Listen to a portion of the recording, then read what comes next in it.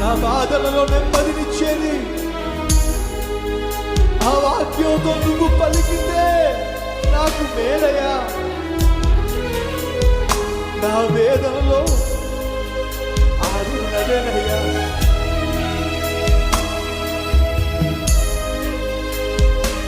నాతో తెలుసుకోండి. నీ వాక్యమే నన్ను బ్రతికించేది, నా బాధలలో నెమ్మదినిచ్చేది.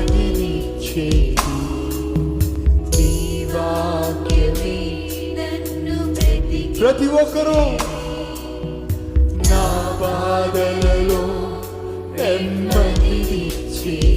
నీవు పలికితే నాకు మేలయ్యా.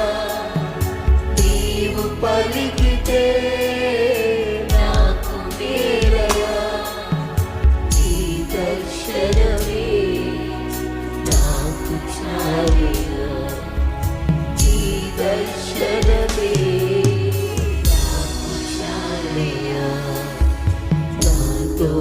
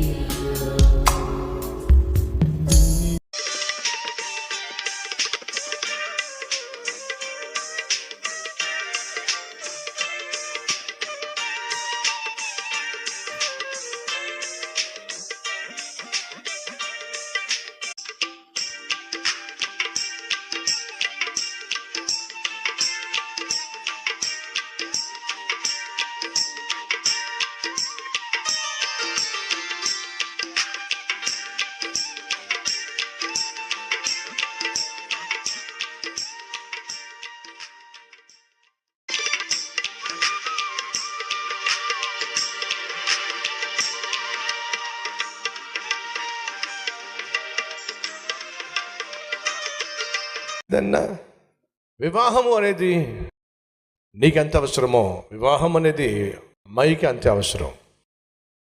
నిన్ను కన్నటువంటి తల్లికి తండ్రికి నీకు వివాహం చేయటం ఎంత అవసరమో, అమ్మాయిని కన్నటువంటి తల్లికి తండ్రికి వివాహం చేయటం అంతే అవసరం. ఈ కట్న కానుకల విషయంలో అనవసరంగా దేవుని చిత్తాన్ని పక్కన పెట్టేసి వీటి మీద నువ్వు ఆధారపడి వివాహం చేసుకోవాలని ప్రయత్నం చేస్తే ఖచ్చితంగా దానికి మూల్యము చెల్లించక తప్పదు. ఒకవేళ నీకు 1,50,00,000 రూపాయలు మీ ఆవిడ నీకు కట్నం తెచ్చింది. ఎంత తెచ్చింది?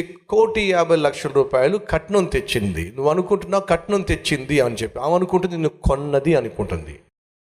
ఆమె నిన్ను కొనుక్కుంది, 1,50,00,000 రూపాయలు ఇచ్చి కొనుక్కుంది. పొద్దున్నే నువ్వు లేచావు, లేచి వెంటనే కాఫీ పట్టరా అని అంటే ఆమె అంటుంది నేను పట్టరావడం ఏమిటి? లోపల అనుకుంటుంది గాడిద, నువ్వు పట్టుకురా, నువ్వు వెళ్ళి కాఫీ పట్టరా, నన్ను కాఫీ పట్టరమంటావేమిటి? ఏమనుకుంటున్నావు నువ్వు? నిన్ను మొగుణ్ణే. లోపల అనుకుంటు పిచ్చోడా, 1.5 crores కొన్నాడు గొప్పడా, అమ్మబడి ఉన్నవాడు గొప్పవాడు? చెప్పండి, గట్టి చెప్పాలి. వాళ్ళు కొన్నారంటే మీరు చచ్చారనమాటే. దయచేసి అర్థం చేసుకోండి. కుటుంబ వ్యవస్థ కొనుగోలు మీద ఆధారపడలేదండి. కుటుంబ వ్యవస్థ దేవుని వాక్యం మీద ఆధారపడి ఉంది. తమ్ముళ్ళు చెల్లెళ్ళు, వివాహ విషయంలో తప్పుడు నిర్ణయాలు తీసుకోకండి, తప్పటడుగులు వేయకండి. దేవుని చిత్తము చేసే అబ్బాయి అమ్మాయి వివాహము నిలబడుతుంది. యెహోవా చిత్తము చేయువాడు, దేవుని చిత్తము చేయువాడు నిరంతరము నిలుచును. నువ్వు దేవుని చిత్తం చేయడానికి ఇష్టపడు, అప్పుడు నిలబడతావు, నిలబెట్టుకుంటావు. అది ఏదైనా కావచ్చు. ఇది వాక్యానుసారం. నీ ప్రవర్తన అంతటి మీద యెహోవాకు అధికారాన్ని ఇవ్వు. ప్రభువా, నా చిత్తం కాదు నీ చిత్తం. చెప్పా కదా, ఓ పేపర్ మీద రాసుకుని వెళ్ళాడట దేవుని దగ్గరికి. ఏమిటి కండిషన్స్? ఇంత ఎత్తుండాలి ప్రభువా, ఈ రంగు ఉండాలి ప్రభువా, ఇంతగా చదివి ఉండాలి ప్రభువా, ఇంత కట్నం తేవాలి ప్రభువా, మా ప్రాంతమై ఉండాలి ప్రభువా, మా కులమై ఉండాలి ప్రభువా అని పేపర్ తీసుకెళ్ళి దేవుని ముందు పెట్టి, ప్రభువా సంతకం పెట్టిన ఆయన నీ చిత్తమే చేయాలనుకుంటున్నాను ప్రభువా, నువ్వు సంతకం పెడితే చాలు నాయన. ఇది దేవుని చిత్తం అంటారా? నీ కండిషన్స్ అన్నీ నువ్వు పేపర్ మీద రాసుకుని దేవుని దగ్గరికి వెళ్ళి, ప్రభు నీ చిత్తమే జరగాలి ప్రభువా, సంతకం పెట్టిన ఆయన, అది దేవుని చిత్తం అవుతుందా? చెప్పండి. ఖచ్చితంగా కాదు. వివాహం చేసుకునే వయసు నాకు వచ్చినప్పుడు మీకు తెలుసో లేదో, నేను దేవుని ఎదుటికి వెళ్ళి నేను చేసింది ఏంటో తెలుసా? ఒక బ్లాంక్ పేపర్ మీద కింద నా సంతకం పెట్టి, ప్రభువా ఇదిగో బ్లాంక్ పేపర్ ఇస్తున్నారు, కింద సంతకం పెట్టేశాను. ఎవరిని చేసుకోమంటే ఆ వ్యక్తిని నేను చేసుకుంటాను. ఒకవేళ గుడ్ అమ్మాయినే చేసుకోమంటే గుడ్ అమ్మాయిని చేసుకుంటాను. ఒకవేళ పోలియో వచ్చి పాపం అవిటి అమ్మాయిని చేసుకోమంటే అవిటి అమ్మాయిని చేసుకుంటాను.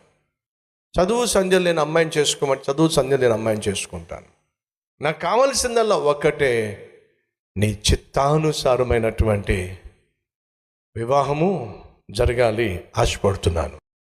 ఇది నా జీవితంలో నేను తీసుకున్నటువంటి తీర్మానం.